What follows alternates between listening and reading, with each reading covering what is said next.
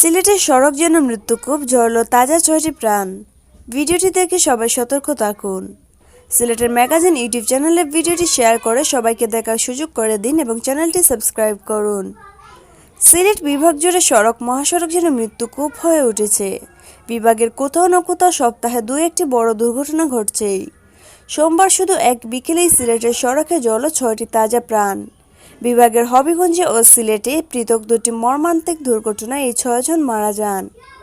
এদিকে চালকদের অনিয়ন্ত্রিত ও বেপরোয়া গাড়ি চালনা এবং চালকদের অদক্ষতাকে এসব দুর্ঘটনার মূল কারণ হিসেবে উল্লেখ করেছেন সংশ্লিষ্টরা। এছাড়াও দুর্ঘটনার পর দোষী চালকদের শাস্তি না হওয়ায় সড়কে মৃত্যুর হার কমছে না বলে বক্তব্য তাদের। হবিগঞ্জ ও মাধবপুর প্রতিনিধি জানান, সিলেট-ঢাকা মহাসড়কের হবিগঞ্জের মাধবপুরে যাত্রীবাহী বাস ও পাজারো জিপের মুখোমুখি সংঘর্ষে যশোর ভাগাড়পাড় উপজেলা চেয়ারম্যান সহ ৪ জন নিহত হয়েছেন। এ ঘটনায় আরও একজন গুরুতর আহত হয়েছেন। আহতজন মাধবপুর উপজেলা স্বাস্থ্য কমপ্লেক্সে চিকিৎসাধীন। সোমবার বিকেলে ঢাকা-সিলেট মহাসড়কের উপজেলা নয়াপাড়া এলাকায় এ দুর্ঘটনাটি ঘটে।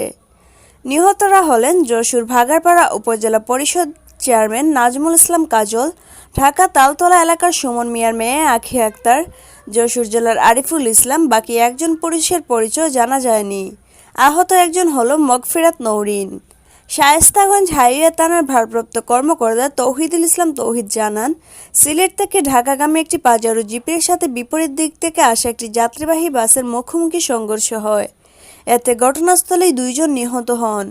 খবর পেয়ে শায়েস্তাগঞ্জ হাইওয়ে পুলিশ ও ফায়ার সার্ভিস কর্মীরা ঘটনাস্থলে পৌঁছে আহতদের উদ্ধার করে উপজেলা স্বাস্থ্য কমপ্লেক্সে পাঠালে সেখানে আরও 2 জন মারা যান। অপরদিকে সিলেটের দক্ষিণ সুমায় বাসে চাপা 2 মোটরসাইকেল আরোহী নিহত হয়েছেন। সোমবার শেষ বিকেলে দুর্ঘটনা ঘটে। জানা গেছে, বিকেল 5:30টার দিকে সিলেট ফেঞ্চুগঞ্জ সড়কের দক্ষিণ উপজেলা পরিষদের সামনে সিলেট অভিমুখী একটি বাস বিপরীত দিক থেকে আসা একটি মোটরসাইকেলকে চাপা দেয়। এ সময় ঘটনাস্থলেই মোটরসাইকেল চালক নিহত হন। পরে হাসপাতালে নেয়ার পথে মোটরসাইকেলের অপর আরোহী মারা যান।